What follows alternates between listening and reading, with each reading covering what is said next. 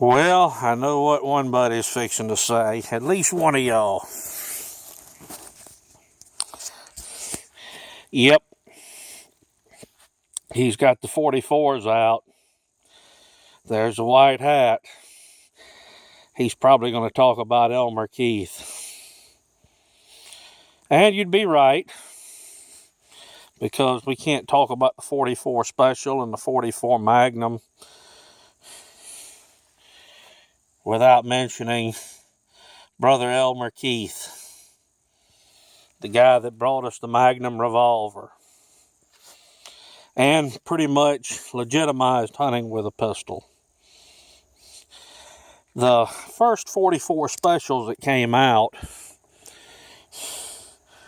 used a little round-nosed bullet, and they were loaded to around 700 feet a second. 246 grains of bullet at 700 feet a second.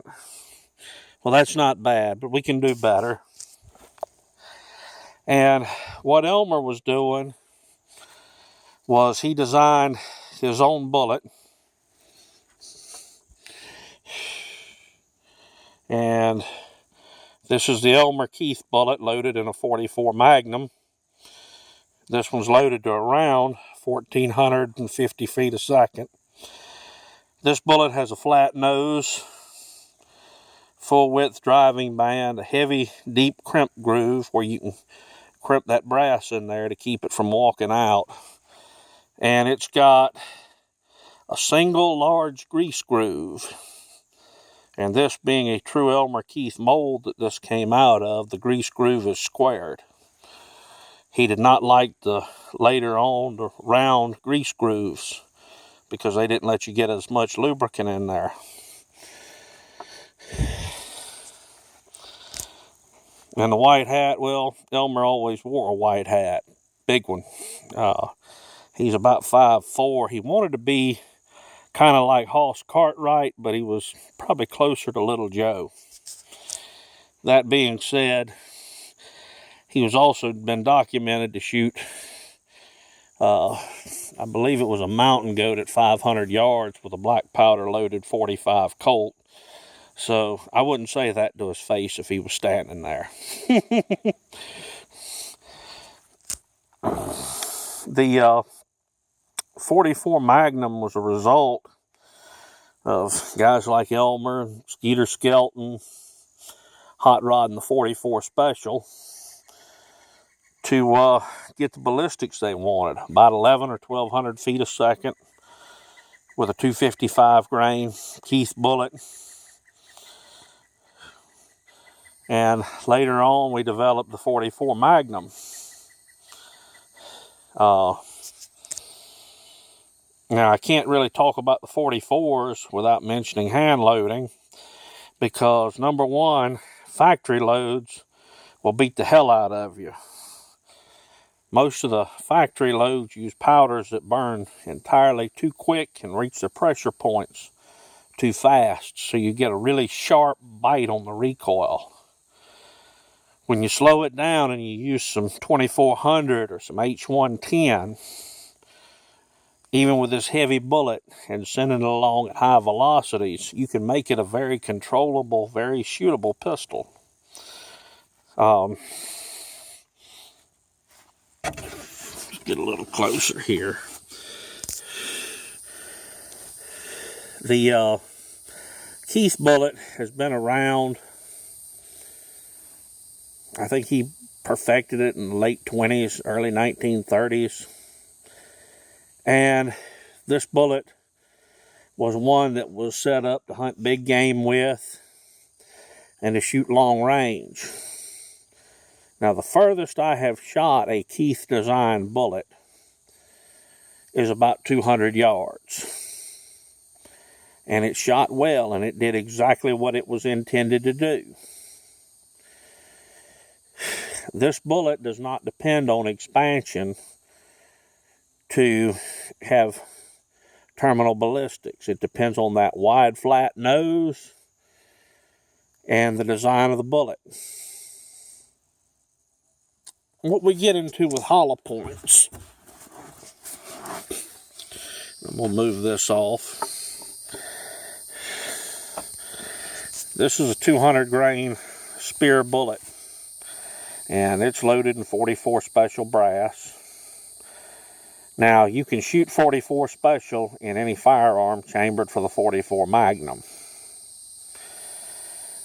This 200 grain bullet I've got loaded to around 1,250 feet a second out of the 3-inch barrel. And when it hits something, it expands to about 3/4 of an inch. The bullet in the special, as far as hollow points that do just about as well or better as this little soft lead bullet. This is 235 grains, soft lead hollow point. Borrows very heavily from the Keith design, except this bullet is not cast. It's soft lead, and it's swedged. It's made under pressure. And that allows you to use a very soft alloy and still get a good bullet. And this bullet here, 235, driven at 1,100 feet a second, 1,150. I'd have to check the notes. Will expand to 9/10 of an inch, double its diameter, and will do it consistently out of the little 3-inch barrel gun. This bullet was made by a company called Albert's, which is no longer in business. About 10 or 12 years ago, me and a friend of mine found a supply of these, and he'd used them 30 years ago with good results. We bought 500 between the two of us. And these bullets are loaded, put in with the gun. I think I loaded 100, 150 of mine. They're not shot often. They were shot enough to work up the loads, give us consistent expansion, good performance as far as accuracy, and then they're reserved for serious use, which may include a 2-legged critter or a 4-legged critter.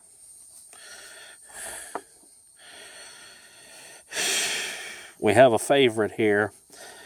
This is a little 210 grain Remington semi-jacketed hollow point. It's got the scallops cut in it. Now this bullet here, I can load right to around 1,500 feet a second. And with a slightly lighter bullet, I get less recoil. And this is kind of an everyday load, because even though my 44 Magnum will take the heavier loads, why the hell do I want to punish myself? I can shoot this load. This bullet expands well. If I were to shoot it in a special, it has to have magic incantations and Hail Mary said over it to modify it to get it to open up well. But in the Magnum, put it on top of about 21.5 grains of 2400, and you've hit the sweet spot with it, and it will group and it will shoot particularly well.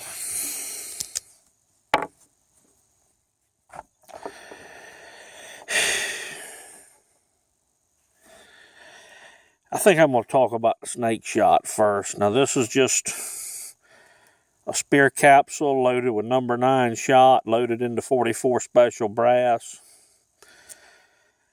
And I use this for killing rattlesnakes and moccasins, pest control, 5 or 10 feet. And when you hit something with this snake, it's about like them being hit with a 410 shotgun. I don't like the judge. I don't particularly like the governor. And the reason being is I've got something that will do that job just as well. And when we factor in a bag of number 9 shot, buying a couple of boxes of capsules at less than $10 for 50, and load them in the special, it's a better deal.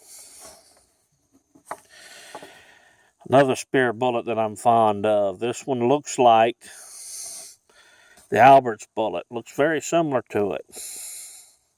This is a little half-jacketed bullet spear made. This is a 225. And it's an excellent little walking around bullet. And I would use this for my everyday bullet when I needed expansion, except for one problem. Spear quit making them.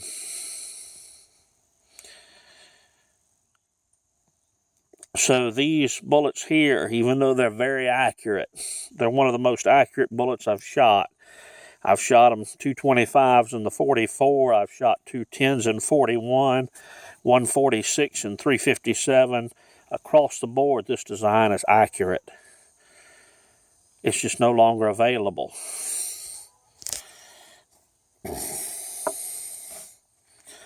And so that's kind of a lineup on my 44 loads. Let's look at the gun a little bit. This is the end frame Model 29 Smith & Wesson. You might recognize it if you're a Dirty Harry fan. 6 shots, heavy frame. This one's been shot quite a bit over the years. The trigger's smooth as silk, double action or single action. The sights are great. This heavy frame, well, it's a little heavier than I like to carry in the summertime. But even with the heavy loads in it, in the wintertime and the fall, it really helps it shoot well. And these are still commercially available. This would probably make my list as a utility gun. This is a little Rossi 720. The cylinder's unfluted. It still has its full hammer. 3-inch barrel. This one's got good metal sights on it. There's a little dirt and dust on it, and there's a reason for this. This is one that I use as my walking around gun quite a bit. Loaded properly, this 44 Special's got as much power as I could realistically ask for a handgun, but still be of a fairly compact size where it's easy for me to carry. 5 shots in it? No, I'm not particularly limited to it because I've shot a revolver all my life. I'm particularly accurate with it.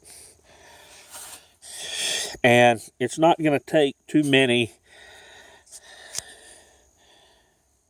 of these rather large bullets to put whatever I'm shooting at down for the count, be he walks on 2 legs or 4 legs.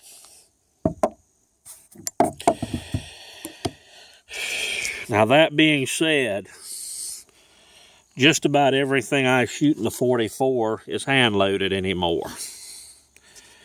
I can achieve a much better level of performance with less recoil and abuse to myself and the guns by doing this. It should also be noted in all the research I've done looking over case laws, there has been no case that I can find where someone was found guilty using a hand load and self-defense where other factors were not involved. And seeing as these are primarily loaded for field guns, it's going to be pretty simple. No, sir, Your Honor, I did not load these bullets to shoot a human being. I loaded them to shoot deer,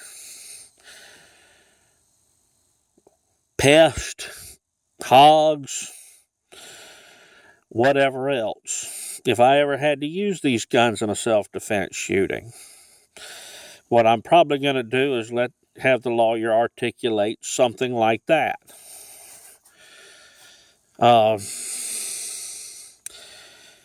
And then if I really wanted to be a smart ass, tell him, look, I didn't have time to switch to friendly bullets to shoot him. I was in fear of my life.